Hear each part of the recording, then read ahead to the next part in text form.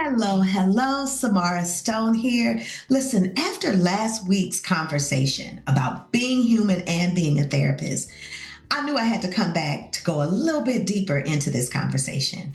I had so many people talking to me specifically about relationships, what it's like to be in a relationship and be a whole complete therapist all at the same time.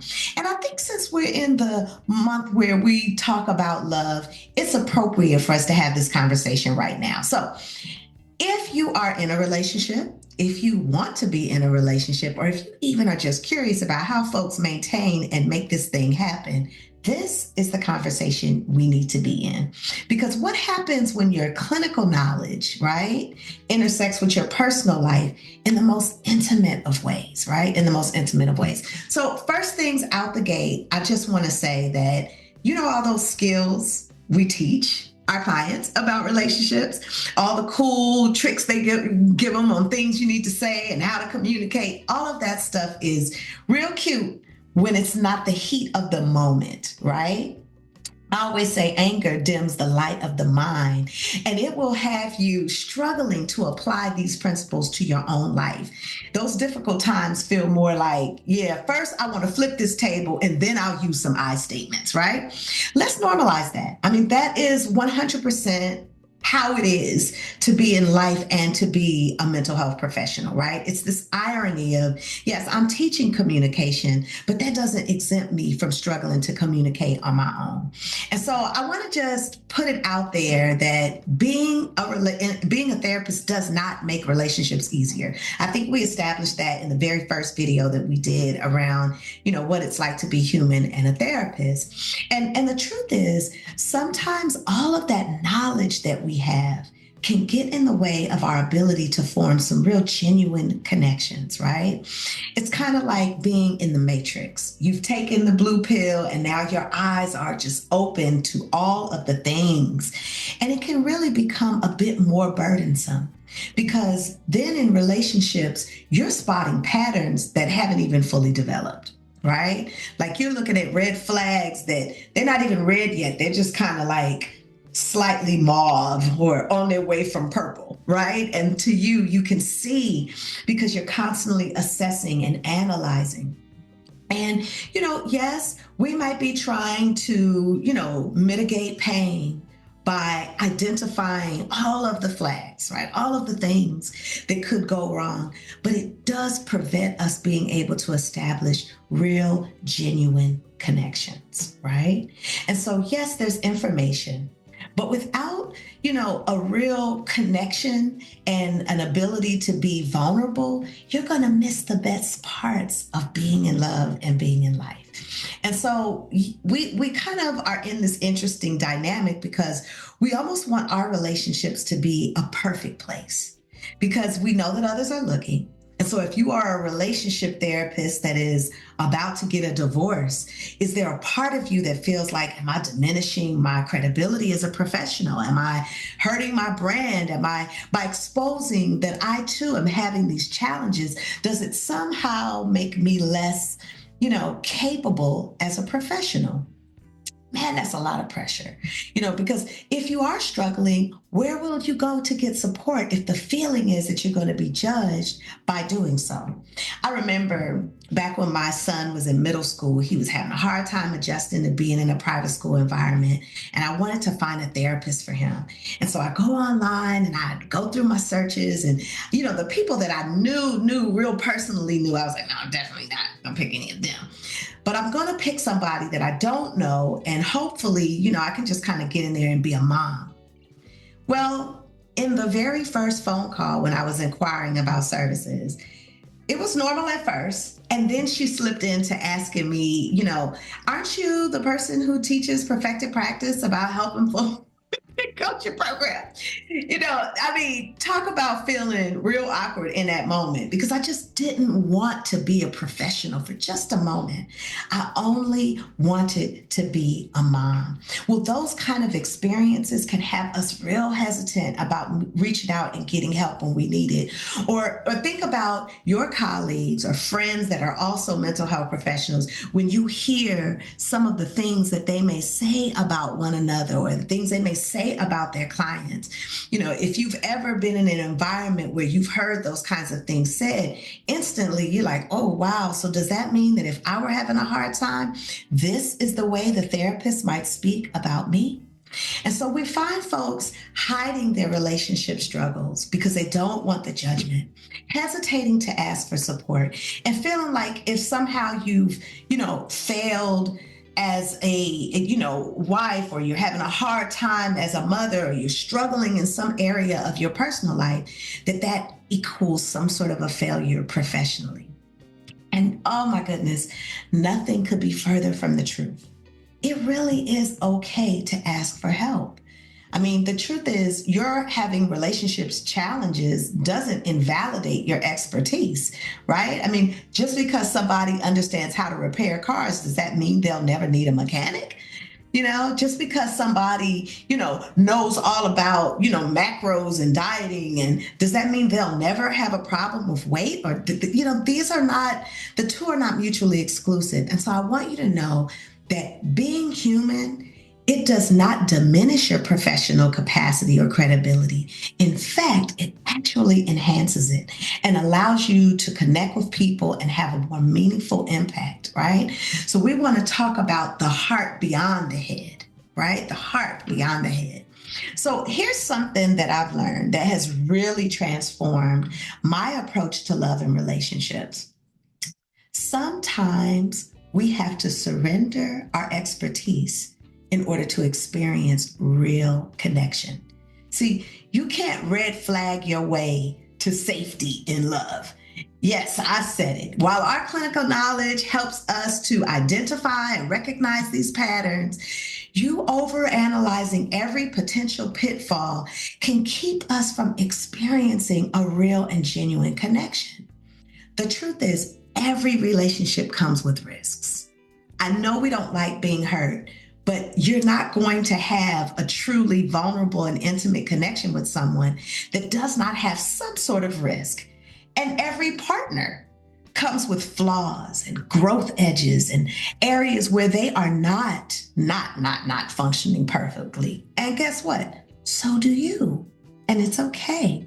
It's okay to be able to see and bear witness to a place where someone is less than perfect. And it's okay to allow yourself to be seen in places where you're less than perfect, okay? Every love story, every genuine love story requires some level of vulnerability, right? And so this is the place where we just have to be heart over head when it comes to finding love. So the real question is not, are there red flags? Yes, there's always going to be some red flags. There'll always be something somewhere lurking that has the potential. The real question is, are you brave enough and willing to be human enough to love anyway, in spite of whatever challenges are there? And that is more difficult for therapists. That is more difficult for therapists sometimes. Now, let's talk for a moment about another side of the therapist entrepreneur lifestyle and how it can interface with relationships. For a moment, we want to look at business and love, right? And the balance between those two. Because while you're building your while you're building your business, your private practice, your consulting, your speaking, all of the other things that you're doing, if you're also building a relationship alongside that, there might be some unique challenges. One of the comments that I've heard from someone is that, my husband didn't sign up to be married to an entrepreneur, but here we are.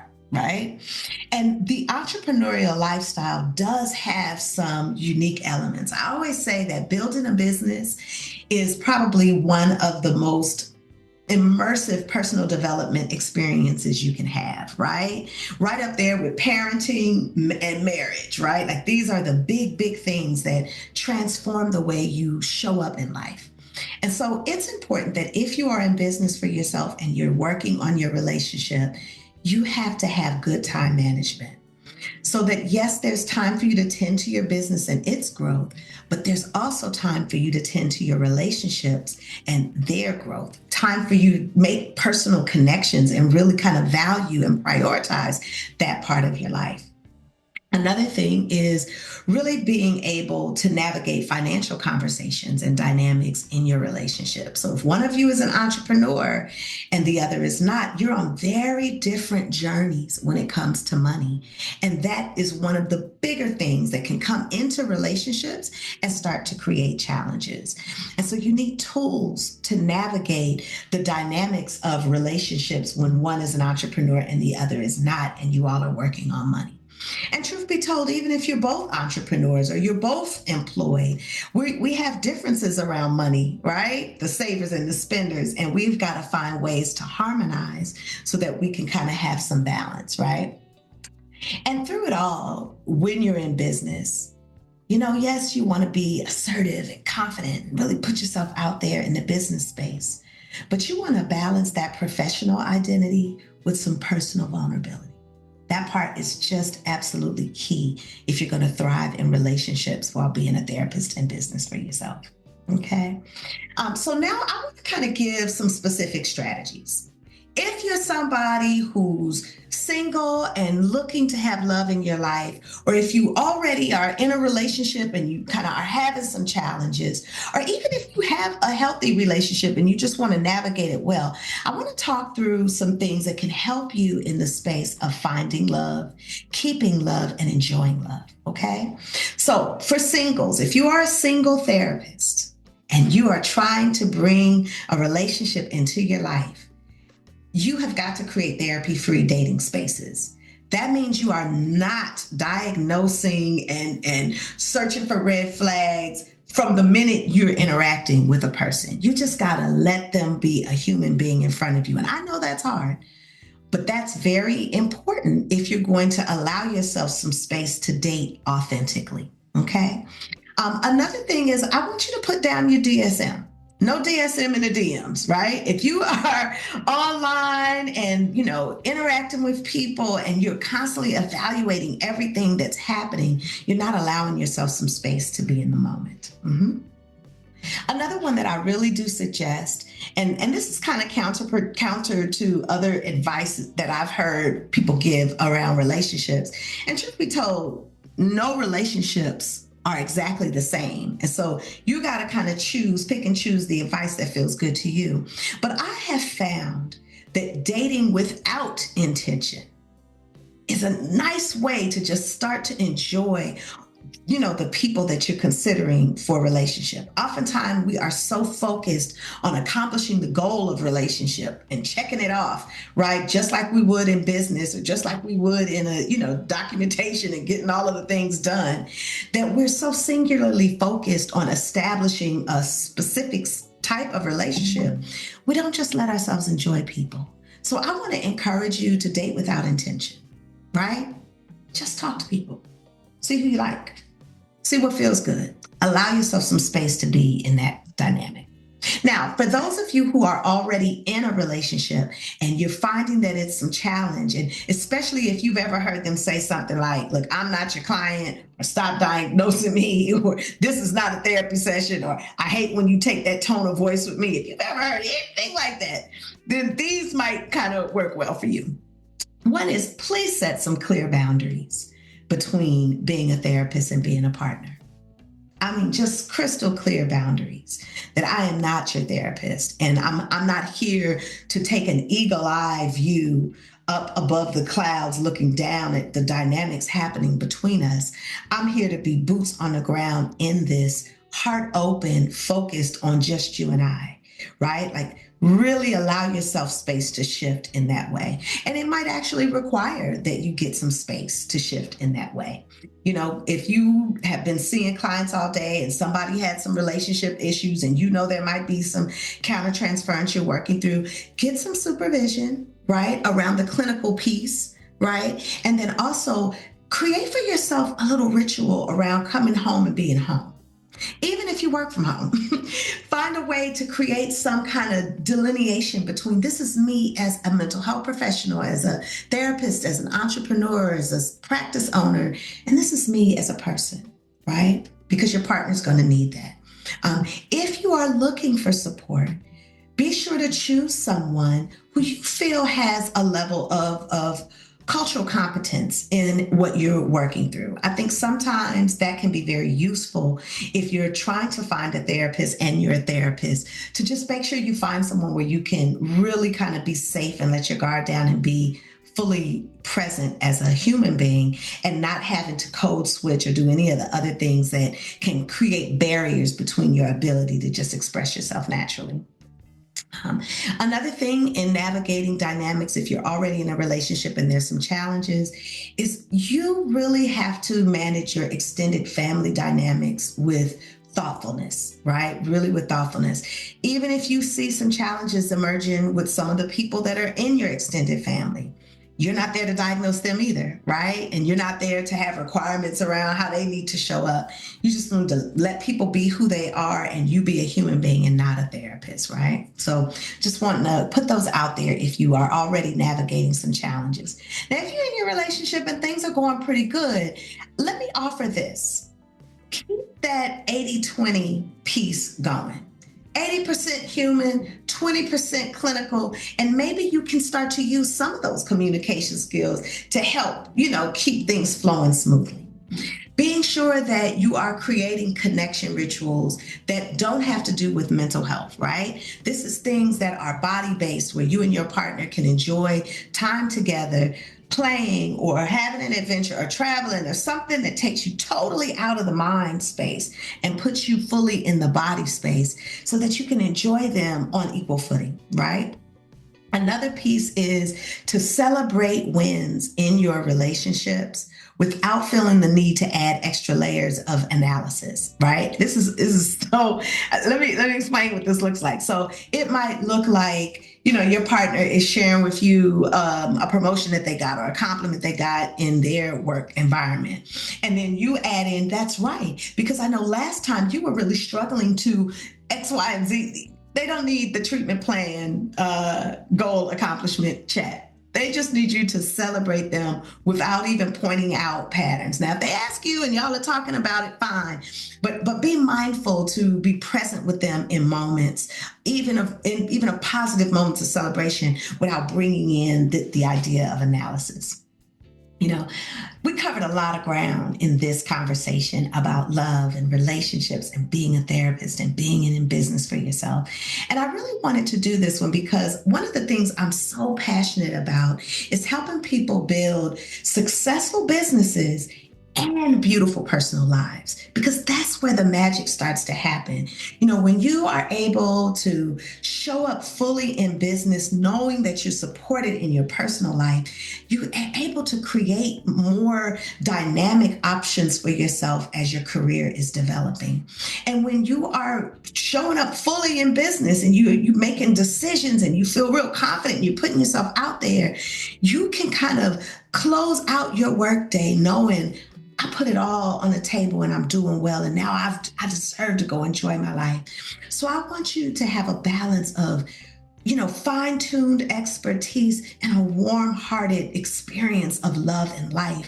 That's where the juice is. That's where the magic happens. So, just remember, having the knowledge of what it takes to have a solid relationship doesn't make it any easier. It might make you better equipped to handle some of the challenges, but the greatest gift that you can give is really doing your own work so that you can show up imperfect and okay with being imperfect in love. Let others make mistakes. You can make some mistakes and you can still grow and still be beautiful in the process, okay? So if you're ready to talk about, how to build that business side of your life so that it's thriving and it's doing well, I hope you know I'm a resource. Our 90-day sprint is a beautiful way of making sure that you're designing the strategies in your business so that they are fully in alignment with like your personality, your values, your goals, your long-term goals, right? And so if you're struggling to figure out what your best next step is, my 90-day sprint might be the answer. So go ahead and schedule a call at samarastone.com/connect. And I'd be happy to talk with you about how what we do here might help you take good care of yourself and take good care of business.